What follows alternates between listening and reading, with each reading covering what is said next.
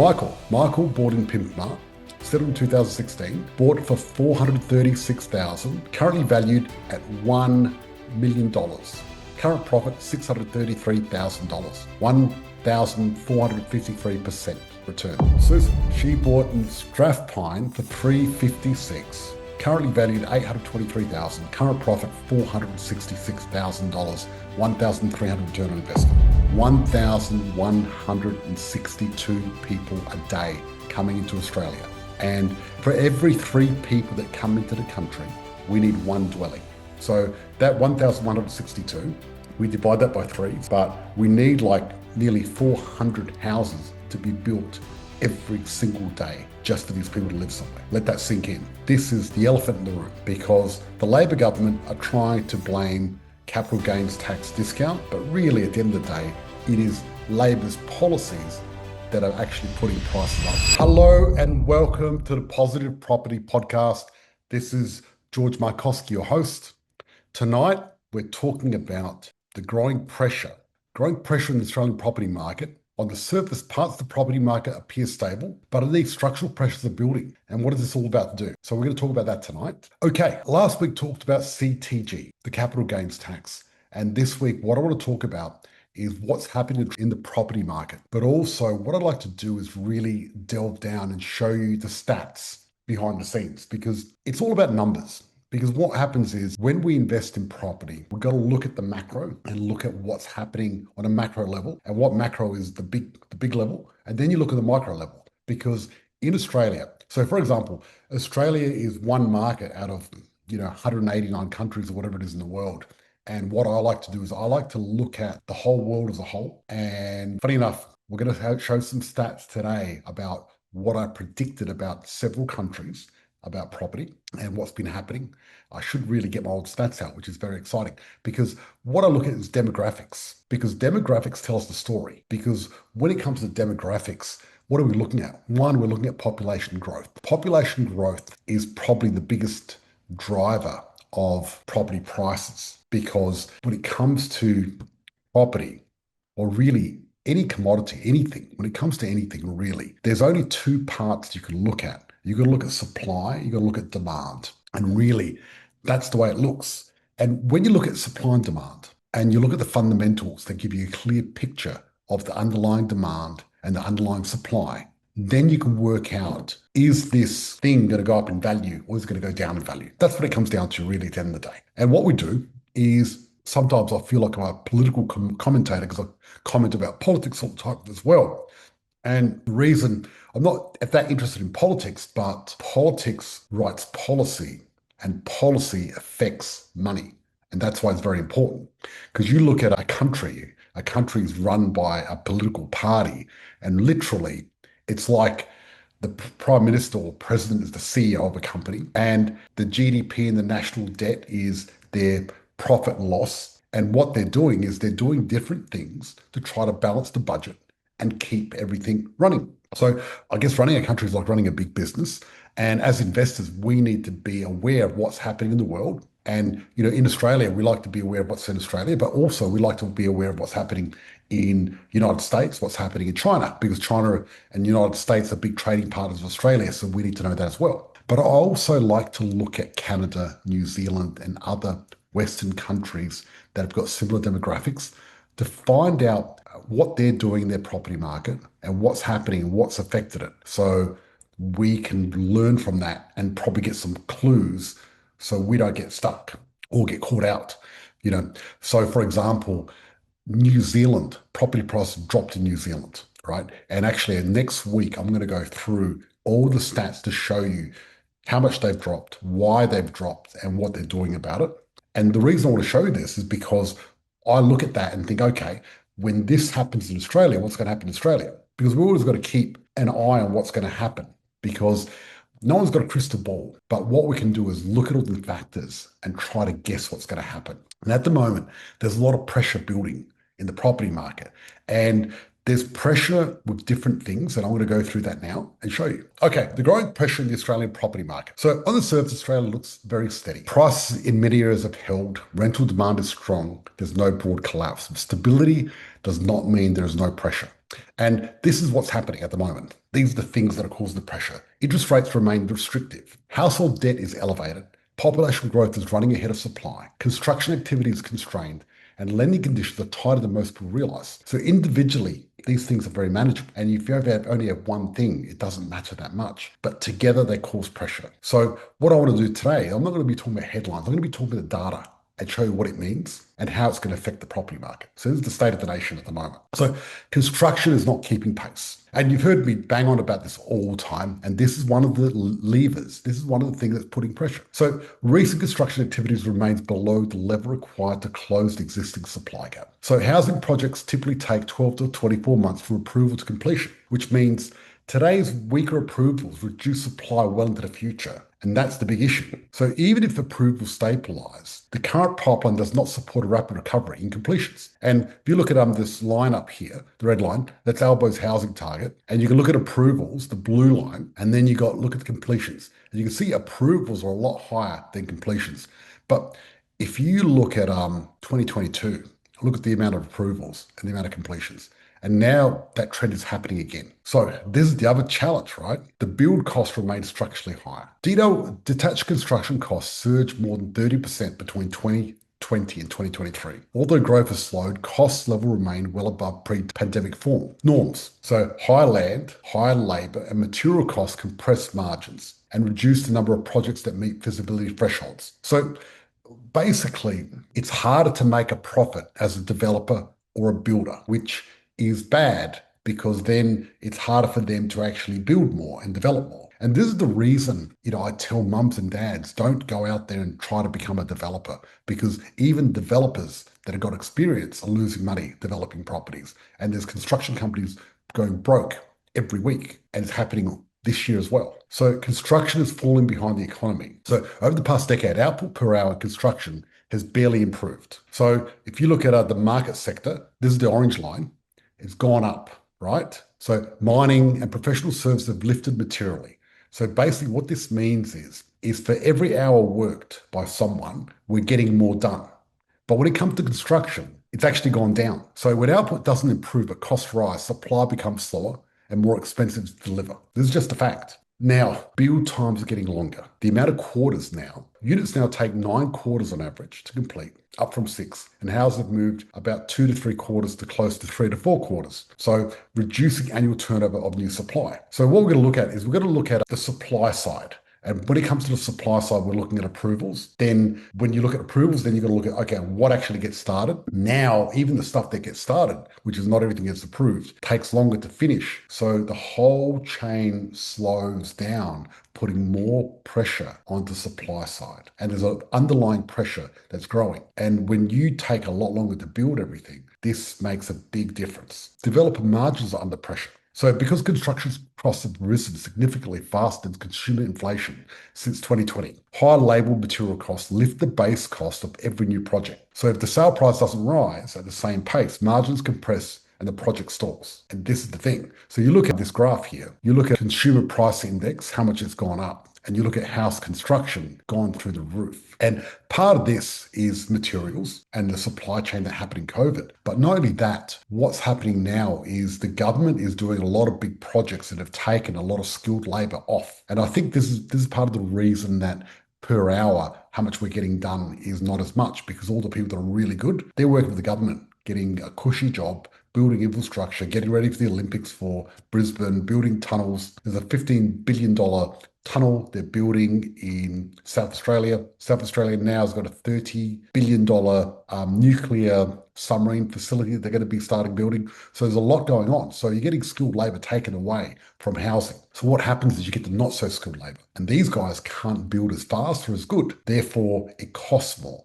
And this is the thing. The pipeline is not translating into supply. This is the pipeline. So the number of dwellings under construction surged post-2020. However, completions have not risen at the same pace. So the stock approved but not yet commenced projects remain elevated. So there's a lot of stock projects, properties sitting in the pipeline longer. Why is this happening? Well, one, what happens is because the developer starts one project, that takes longer to finish. Therefore, they can't set the other project up, so they've got to wait. 2, if a project is not profitable anymore, they have to sit on their hands and wait because you can't just build it and lose money. So what happens is if you've got some land and you want to build some property, but it's not feasible anymore, what developers tend to do is wait, because as they wait, the property prices go up and then suddenly it becomes profitable again. That's what they need to do as well. So you've got all these factors that are slowing things down. And because of that, the pipeline's not translating supply. So even though our pipeline's not even that big, but it's not even getting close to what we're doing. Investor demand is reaccelerating. So investor housing loans have climbed back towards cycle high. Investor lending now accounts for roughly 35 to 40% of new mortgage flows. This recovery has occurred despite mortgage rates remaining well above 2022 levels. So the orange line is investor loans and blue line is investor loans as well, just purchasing existing dwellings plus new dwellings on top of that. Now, recently we had rate hikes. Now, despite the latest rate hike, clearance rates remain around 70% across major capitals. Now, auction volumes are rising and results are stronger than the same time last year. This is crazy because basically when auction rates go up, what follows straight after that is price going up. It's very correlated. So the government actively shaped demand. So what's happened is the 5% deposit scheme is bring forward demand for eligible buyers by reducing the deposit hurdle. But what it's done, it's concentrated demand under certain price caps, increasing competition in that band. So what's happened is, if you look at the current price cap, New South Wales Capital City and Regional Centre, 900,000, and then October 2025, 1.5 million. New South Wales Other, 750,000. Price cap, 800,000. So that's all changed. What's the next target? The Albanese government is reportedly considering reducing the CGT discount from 50 to 25%. The reform is framed around improving housing affordability and reducing speculative demand. Critics argue that the current discount disproportionately benefits higher income investors and encourages capital to flow into existing housing rather than new supply. Even before legislation is introduced, policy risk can alter investor behaviour. This is the latest thing, and I'm going to show you some stats about this, because the International Monetary Fund, they did a study, and the government is saying that investors with the capital gains tax discount is the problem with our housing, and I'm about to prove to you it's not. So the notion that changes the capital gains tax discount is 1995 were the major driver of Australian house price surge is contradicted by the following chart from the IMF, showing real house prices globally booming in unison. So you look at this, and Australia, United Kingdom, New Zealand, Canada, United States, Sweden, the whole of OECD all went up the same. Now, only one country had a capital gains tax discount, that was Australia, but all of them went up. So it had nothing to do with it. In actual fact, excessive population growth is what is driving the house prices. That's the fact of it. So this is the elephant in the room, because the Labor government are trying to blame capital gains tax discount, but really at the end of the day, it is Labor's policies that are actually putting prices up, because what they've done is they're creating more demand where we don't have enough supply by having such a big population increase in our country and the record immigration. The IMF's 2025 article report in Australian explicitly signals out the nation's inability to build enough housing to keep pace with its world-leading population growth. Immigration, as a key driver of the strong house price increase recorded this century. Australia's dwelling investment as a share of GDP slightly exceeded the average. So if you look here on the left, there's only one country that's got a bigger population growth than Australia, and that's Israel at the moment. You look at the population growth here. You look at Australia and you look at Israel, then you've got Ireland and Canada. All these places had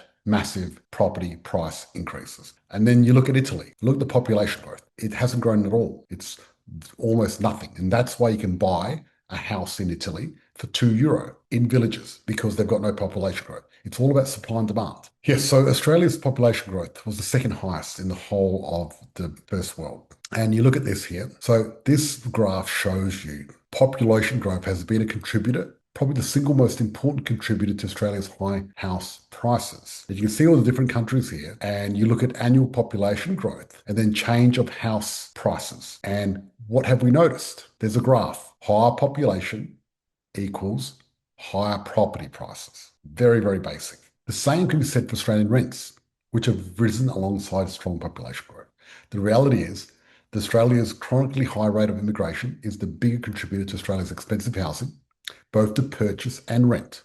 Then tax settings like the capital gains tax discount. The working age population, that's what it is. So the affordability situation in Australia is very unlikely to improve in the near term, given that the National Housing Supply Affordability Council and KPMG both forecast that housing demand driven by population growth and household formation will outpace new supply for the foreseeable future. This is the pressure that's building. Busting Albor's housing myths. In social media posts late last year, Housing Minister Claire O'Neill claimed, why is housing so tough right now? Because for 40 years our country hasn't been building enough homes. Is that true? No. Let me show you these stats. So if you look at this, we've got a massive housing deficit, but the reason we've got a massive deficit is not because we can't build enough properties. It's because we've got too many people coming in. So this is Australia's rolling 12-month dwelling completions, 2019 to 25. And then this is basically Australia's additional working age persons per dwelling, rolling annual ratio. So if you look at this is comparing Australia to Canada, United States, and UK. And this is a really important graph because,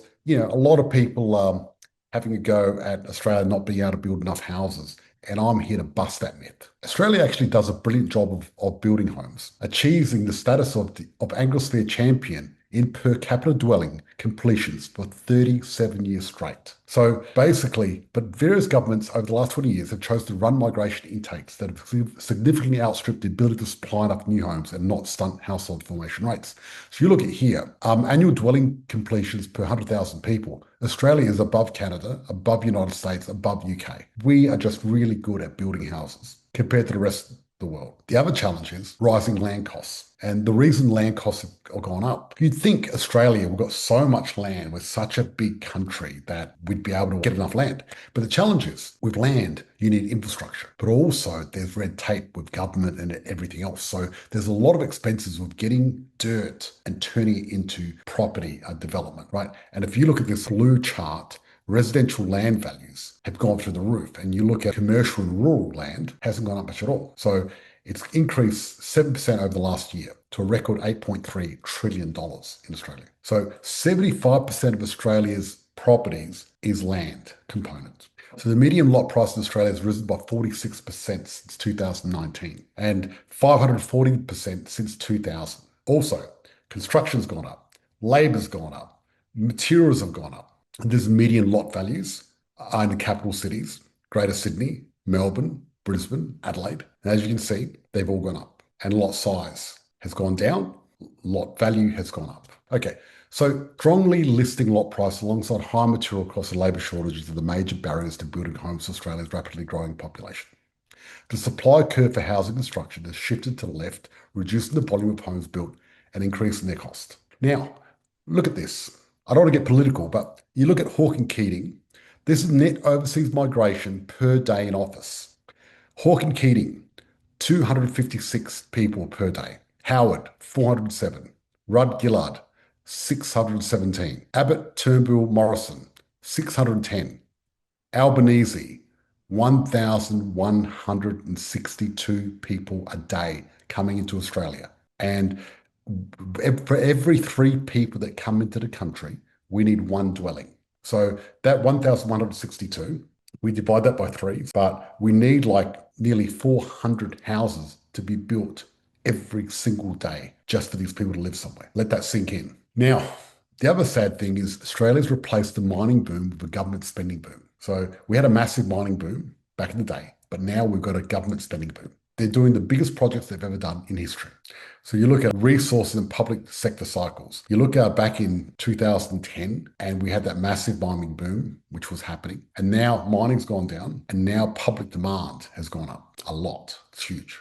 As a percentage of GDP, nearly 7% of our GDP comes from us building stuff in Australia. Now, we need infrastructure because we've got so many people coming in. So I'm not against infrastructure, but it's taken jobs away from a lot of people that are trying to build properties.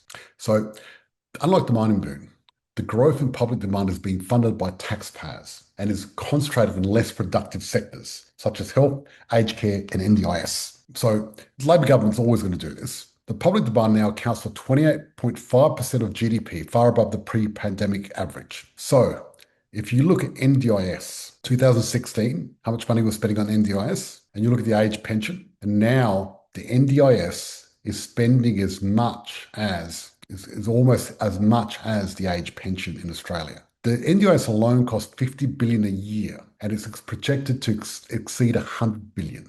Now, I'm all for, helping people, but unfortunately, the NDIS has been a massive scam with lots of dodgy people scamming the system and making lots of money. We've got a larger share of healthcare workers and social services than other comparable countries. If you look at Australia up there, nearly 16%. The problem with these non-market sectors, they've got low productivity growth and basically they make the country stagnate.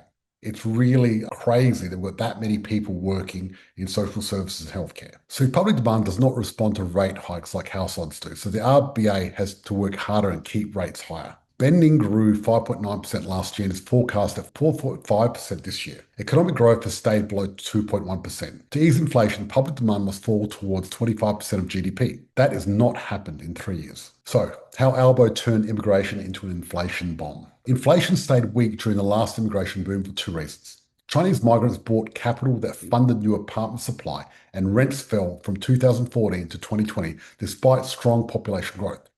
When unit completions keep pace with immigration, rental pressures ease. Conversely, since 2022, Albo unleashed a cost bomb in housing construction when he refused to contain the East Coast gas cartel during the Ukraine war. And the worst part is he spent fiscally like a drunken sailor, but Labor always do that. So the market's not punishing property investors. It's punishing investors without a strategy. If you're looking to invest and expand and refinance the structure, you need to get clear on this because you need to structure the thing properly. Let's go to our wins. Real people, real results. Michael bought in Pimpmart, settled in 2016, bought for $436,000, currently valued at $1 million. Current profit, $633,000, 1,453% return. Daniel bought in Callumvale, 2016, bought it for $421,000. Now it's worth $925,000. Current profit, $503,000, 1,200% return. Susan, she bought in Strathpine for $356,000. Currently valued $823,000. Current profit $466,000, 1,300 return on investment. So that's what's happening. So what I want to do is say thank you to everyone. See you soon.